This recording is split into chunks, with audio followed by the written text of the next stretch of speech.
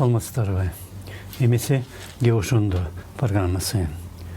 Су ресурстары боюнча мамлекеттик агенттиктин директорунун ордун басары Сапидин Момунов мындан 3 күн мурда таза суу жетпеген айыл кыштактарды санап чыгып, алардын саны 715 экенин агенттик аныктаганын билдирди.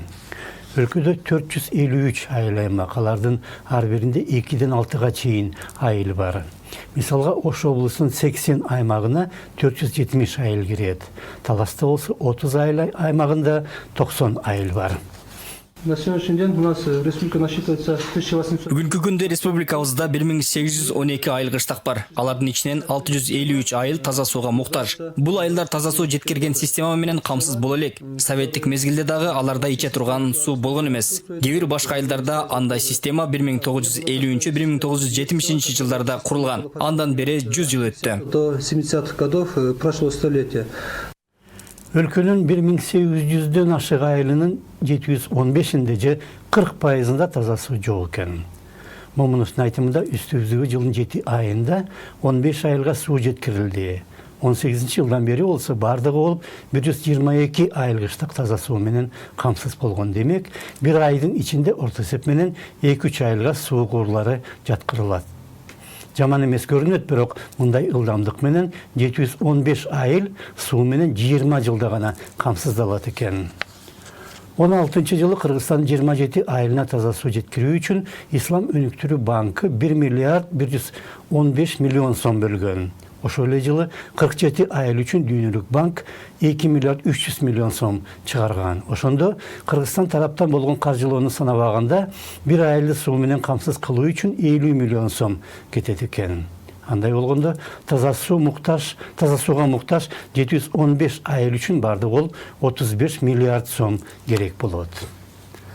Салык декларацияларында келтирилген расмий маалыматтар боюнча эле өлкөдө 100гө жакын доллар миллионери бар. Бир айыл үчүн керек болгон 50 миллион сом бул азыр 65 миң доллар жана миллионерлер үчүн көп деле чоң акча эмес. Алардын ар бири 2-3 айылдын милдетин алса, таза суу маселеси 2-3 жылда. Эл аралык донорлор жардамдашса, андан да эрте толугу менен чечилмек. Бирок аларды ким көндүрө алат? 15-жылы өткөн парламенттик шайлоо учурунда 14 саясий партия өз үгүттөө иштерине 640 миллион сом короткон. Улуттук банк азыр мактанып атат, биздин эл аралык резервтерибиз болуп көрбөгөндөй өсүп, азыр 3 миллиард доллардан ашты деп. Ошол резервтердин жарымына эле таза суу маселесин өлкөдө толук чечип койсо болмок, бирок банкты ким көндүрө алат? Улуттук банк акчанын баарын тышкы карызды төлөөгө чогултуп жатат. Өлкөнүн калкы азыр байлар менен кедейлерге бөлүнгөн жана эки жаат ортосундагы ажырым жыл өткөн сайын кеңейип баратат. Ошол сыяктуу айыл кыштактар менен ар башка уюмдар дагы эки жаатка бөлүндү. Бирине таза суу жетпей жатса, башкалары акчаны каякка короторду билбей, Швейцарияда зерб уюмдар дөкүндөрүн ачып, туулган күнү менен куттуктап бири-бирине тигучма белек кыла баштады. Мындай ажырымды азайтып, байлыгы менен бөлүшүүгө байларды жогорку бийлик үндөсө болор эле. Бирок кыйын кезең келгенде мамлекеттик жардамга миллионерлерге караганда студент ыктыярчылар көбүрөөк келгенин жакында эле өз көзүбүз менен көрдүк.